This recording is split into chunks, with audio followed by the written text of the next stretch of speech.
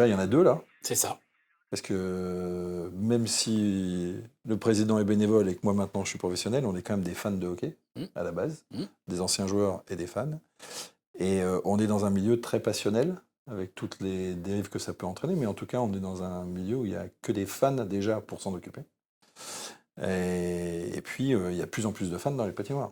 On a la chance d'avoir un sport extrêmement attirant, attractif et qui attire des fans qui sont pas forcément. Il y a beaucoup aujourd'hui de présidents de clubs qui sont pas, ou de présidentes d'ailleurs, qui sont pas des anciens ou des anciennes joueuses de hockey. Moi, je dis toujours comme ça pour être provocateur, si on a provocateur. Agent provocateur. Si on a que 2 choses à faire, il faudrait construire des patinoires et former des entraîneurs et des bénévoles. Puis des joueurs accessoirement. Oui, mais ça découle. Oui. C'est-à-dire que si on avait... C'est aussi simple que ça. On a moins de 100 patinoires conformes au règlement de la Fédération internationale sur le territoire français. On a 120 clubs. Si on était capable de doubler le nombre de clubs, il y a un truc qui fait que forcément, mécaniquement, si on forme bien les entraîneurs et les dirigeants, il va se passer un truc. Alors c'est plus complexe que ça. Mais en tout cas, c'est un vrai enjeu. Mais pas forcément, parce que tout l'esprit de nos réformes, c'est ça. Sur le développement et la formation, c'est les équipements, les bénévoles qui managent les professionnels et les professionnels qualifiés pour former nos joueuses et nos joueurs. Après, il y a le passage entre le développement et le haut niveau qui est un autre sujet. En tout cas, pour le développement, il y a une chose quand même qui est très positive, même si... alors nous, on a plutôt tendance à regarder les choses positives, puis les gens de l'extérieur, les choses négatives, mais... Jamais. Mais si. Et on fait quand même une belle croissance en nombre de licenciés. Oui, historique. Chez les tout-petits et chez les féminines. Marseille, une belle ville, une grande ville. Ouais. Beau club de foot. Une belle patinoire. Un beau palais des sports, une belle organisation, bonne opportunité qui monte en Magnus. Créer de l'intérêt, un peu plus, d'exposition. Ils ont quoi? Ils ont battu le record du nombre de spectateurs pour un match de championnat l'année dernière, avec un match de D1 à 5400. C'est ça. Donc il y a un beau potentiel. Ouais, gros potentiel. Et puis, bon, ils ont fait un recrutement conséquent mais raisonnable. Donc on espère qu'ils vont se pérenniser. Ouais, ça va être sympa. Ça pourrait être bien. Partenaire fidèle. Ah, j'allais le dire ça. Raté. Partenaire important dans nos enjeux écologiques de nos patinoires. Ouais, puis partenaire aussi de certains clubs. Partenaire de la Coupe de France, des équipes de France. Partenaire futur pour 2028 pour le tapis de la prestataire pour le projet 2028. Donc on a une discussion. Donc plein de choses bien. Des passionnés de hockey, avec le nouveau directeur général qui est un ancien joueur quand même. Le président de la société qui est un fan de sport de glace, mais surtout de hockey. Donc on a de la chance d'avoir une entreprise comme ça avec nous. La question, c'est comment garder le parc de patinoire actuel et comment en susciter de nouvelles. C'est ça, c'est améliorer la performance énergétique de l'existant, les faire survivre parce qu'il y en a quand même pas mal de vétustes. Et puis effectivement, tout de suite, le sujet, c'est la patinoire d'Oslo, comment on l'a fait à la française et comment pour moins cher du coup. Pour beaucoup moins cher.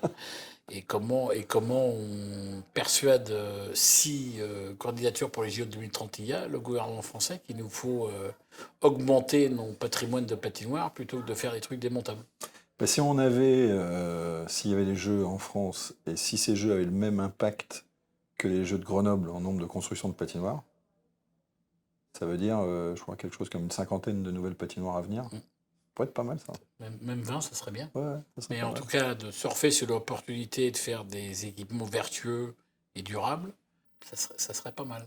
Qu'il y ait un héritage, en tout cas, c'est important pour tout le monde. Je suis d'accord. Ça, c'est pas nouveau, c'est très bien. Une belle opportunité il y a 6 ans, quand il n'y avait rien. Et que ça n'intéressait personne de diffuser l'ensemble des matchs du championnat. Donc un partenariat qui porte ses fruits, puisqu'aujourd'hui on sait qu'il y a un modèle économique et qu'il y a plusieurs sociétés intéressées, avec la difficulté d'avoir une couverture de tous les matchs, donc des caméras automatiques pour un sport comme l'autre compliqué. Mais de toute façon, une plateforme OTT, je pense que c'est quelque chose dont aujourd'hui tous les sports ont besoin. Pas grand-chose à rajouter, en dehors du fait qu'effectivement, les gens qui décrivent beaucoup aujourd'hui étaient sûrement pas là il y a 6 ans, quand, comme tu le disais, il y avait un désert et qu'il n'y avait absolument personne qui était intéressé, qui est un des, je te l'ai répété plusieurs fois, mais qui est un des grands points, et c'est surtout que tu as créé un produit Et aujourd'hui, quand on voit, sans avoir lancé un appel d'offres ni un cahier des charges, l'intérêt de groupes de dimension mondiale multimédia sur l'ensemble de la chose, en dehors du fait qu'effectivement aujourd'hui c'est un coût important, parce que l'investissement qu'on fait pour Sport en France, même si on a une aide de l'État, ça coûte quand même beaucoup d'argent à la fédération. Si en plus on a l'opportunité, à travers ces offres-là, d'avoir une exposition par rapport aux dinosaures comme nous qui ont besoin de voir le sport sur des chaînes nationales jusqu'à temps que l'OTT prenne le pouvoir, bah, je pense qu'on est dans un bon endroit. Et encore une fois, le fait qu'on ait recruté un expert, vu que c'est pas notre métier, qui connaît parfaitement le landerneau et qui peut utiliser aussi son network, on devrait avoir une bonne plus-value. Et le dernier point, c'est la gouvernance. Bon, je pense qu'on a été impeccable dans le sens où on a impliqué l'ensemble des clubs, qu'on les a consultés, qu'on les consultera quand il y aura la cahier des charges et quand on doit faire les choix. Je pense qu'on n'est pas pire, comme dirait En tout cas, on le voit dans tous les autres sports.